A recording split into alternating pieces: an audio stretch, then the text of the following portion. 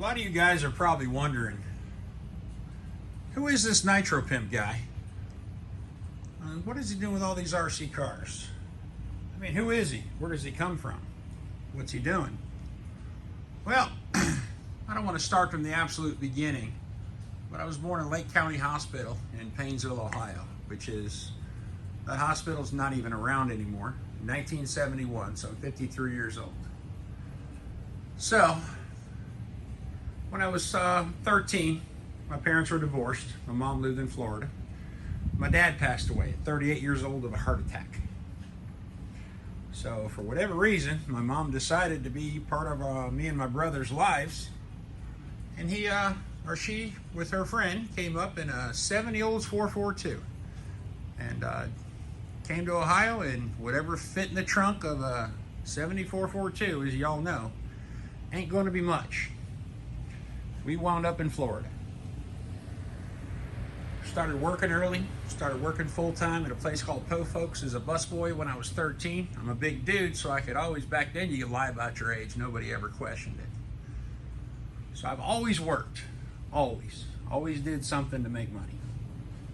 Well, I wound up, got a job at a pizza delivery place. And that pizza delivery place, I started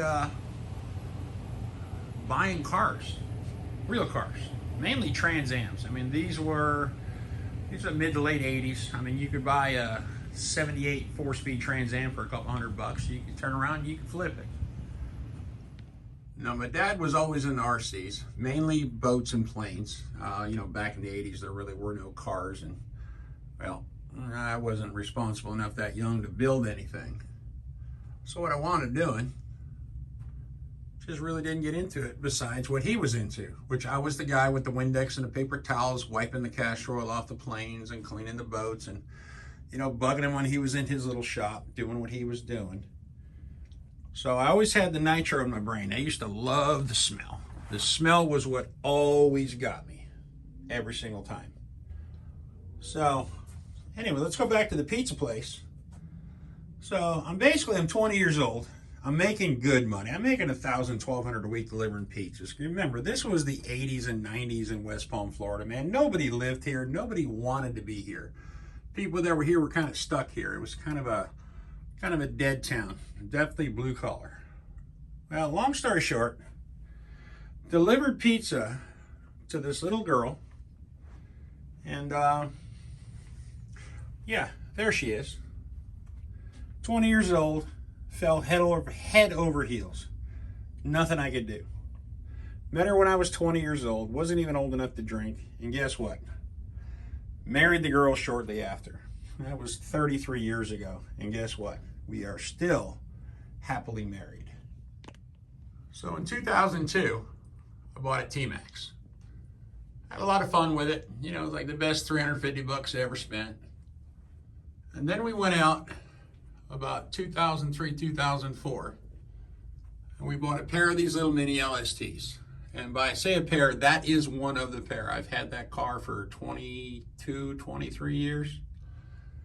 Picked up another couple of them, but we're just, I've always had that collector gene.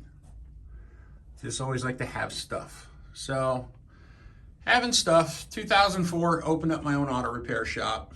I've been a master mechanic since 96, 97. Always good at fixing cars, always a super mechanical mind. Now you fast forward about 3 years ago, my daughter, who at the time's like 28, 29, she meets a dude who is, for lack of a better way of saying, not a piece of shit. Really like this guy, his name's Matt. Matt was an RC guy. Now we had bought a couple of X-Maxes back in 2015. Had some fun with them, kind of parked them after a couple of years. And one of my best friends passed away in a motorcycle accident. And ironically enough, Yeti 1, which is an actual Yeti XL, was one of his cars. I got that about a year after he passed away. So, not really into it that bad. Matt just kind of lit a fire under my ass, and I started just obsessively, compulsively buying electrics. And I mean, by buying electrics, I bought a lot of them. I basically filled up the whole front of this shop. So after pretty much having all the electrics, all the traxxas, all the Arma, all the low seat, all the axial. There's a nice red cat hauler there with a snap-on in the back of it. I got kind of bored with it. You know, it's cool to have them, but you know, you put them on the ground, they just kind of buzz around, do their thing. You know, nothing wrong with it. I'm like, you know what? I miss the smell of nitro. So I put an ad on Facebook. I was building crawlers at the time. Put the ad up on Facebook. It just basically said, trade crawlers for nitros. Guys, you would not believe the amount of people that love crawlers in South Florida. And nothing against crawling. It's not necessarily my thing. I don't hate them. I love the scale of them. And that's why I built so many of them, bought so many of them. I think at one point I had about 90 of them. Guys, you can just imagine the amount of nitros you can get for your crawlers. So after getting rid of all the crawlers that I wasn't looking to hang on to, between eBay and Facebook, that'll get you all in. It'll get you 18 Vortex. It'll get you 8 Supers. The buggies have kind of gotten out of hand. I do love my buggies. I like to go out and you spend $100 on an old Offner or a Kyosho buggy, spend a little bit of time on it, and guess what? You got a runner. And buggies and truggies are a trip. So guys, if you'd like to see, you know, 20, 25-year-old nitros, and even new nitros getting unboxed, like and subscribe, because that's kind of the direction I'm heading.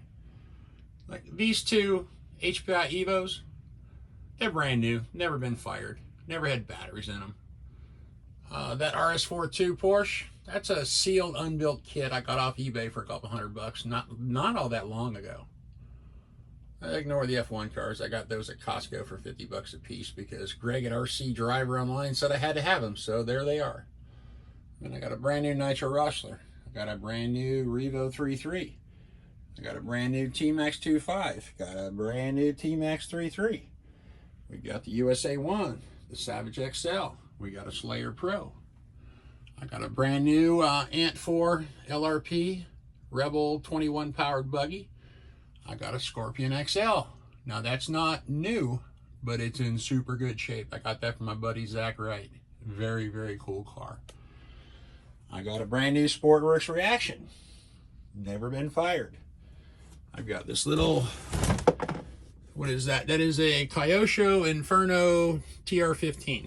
I got that at a swap meet for $20. It's never been fired. They weren't kits, but you had to add your electronics. They came with the engines. You had to paint them. Obviously, I got tires for days. So guys, you want to see cool unboxings of new nitros, or you want to see rebuilds, like and subscribe, because I'm going to be doing a few of them. This Dirt Demon, it's a hot bodies. Got a 25 in it. I bought this on eBay for like, I don't know, 220 bucks shipped. It's dirty, it's nasty.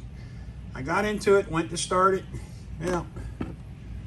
The old 25 is like literally was pouring nitro out of the front bearing, so I swapped in a new one. Or not a new one, but a good used one. I'm going to change the exhaust gasket. I got to put some clutch bearings on it. I'm going to put a new clutch on it. Got a broken control arm, but I got it. And then we're going to put a new body on it with the original electronics, which I've already powered up. Everything works. We're going to have a beautiful Hot Bodies Dirt Demon. And guys, if you're wondering, what's the end game? What is NitroPimp going to do with all these nitros? Well, the game plan is simple. I'm just going to have them. They're not for sale. In fact, I've never sold a nitro in my life. In my shed, in front of my house, is still that T-Max 2.5.